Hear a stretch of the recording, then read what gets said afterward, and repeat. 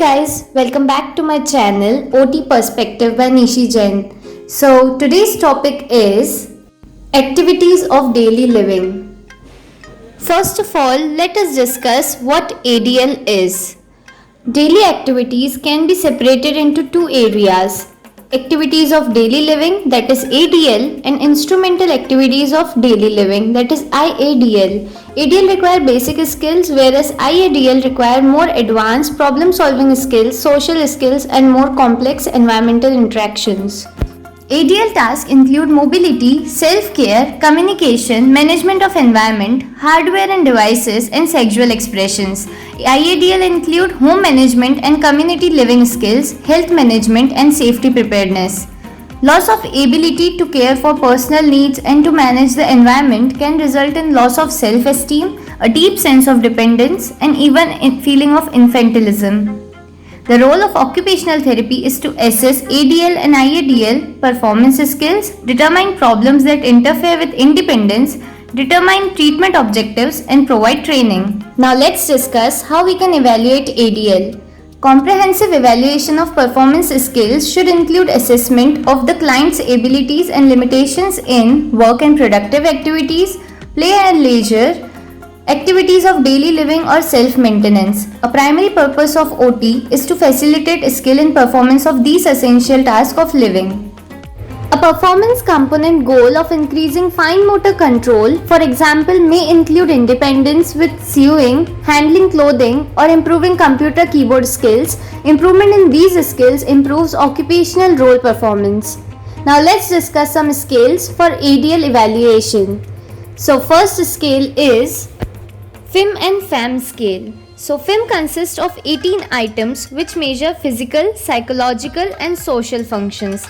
Mainly, it is used to measure patients' progress and assess rehabilitation. It has 7-point ordinal scale which shows improvement of patients' rehabilitation.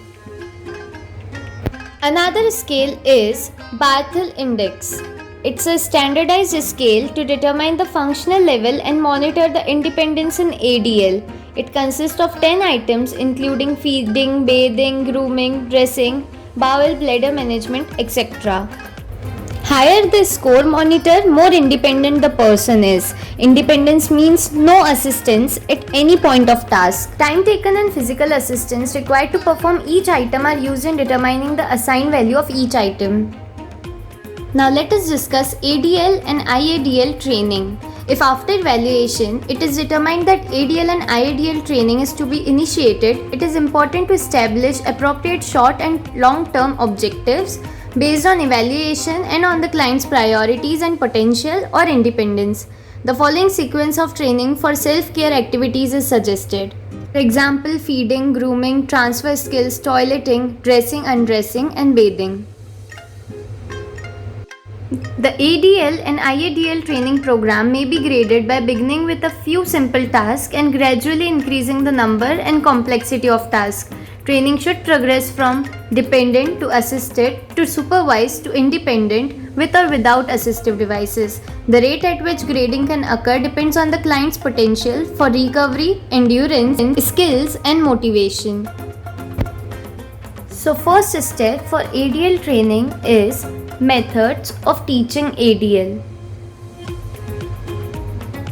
The methods of teaching the client to perform daily living tasks must be tailored to suit each client's learning style and ability. Clients who have perceptual problems, poor memory, and other difficulties of any kind require a more concrete, step-by-step approach, reducing the amount of assistance gradually and success is achieved. Slow demonstration by the therapist of the task or step in the same plane and in the same manner in which the client is expected to perform is very helpful.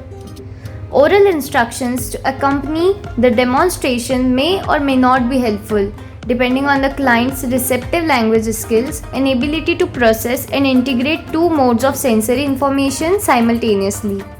The process of backward chaining can be used in teaching ADL skills. In this method, the therapist assists the client until the last step of process is reached. The client then performs this step independently, which affords a sense of success and completion.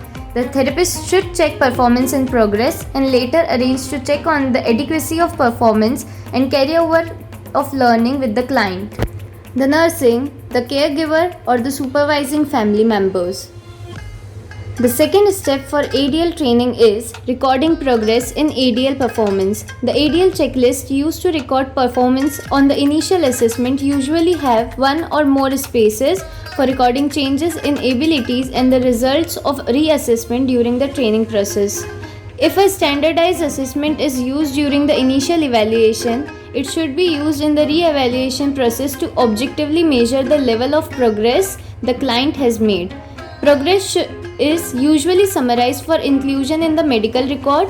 The progress record should summarize changes in the client's ability and current level of independence and should also estimate the client's potential for further independence, attitude, motivation for ADL training. So that's all for today's topic. Thanks for watching and also please don't forget to like, share and subscribe.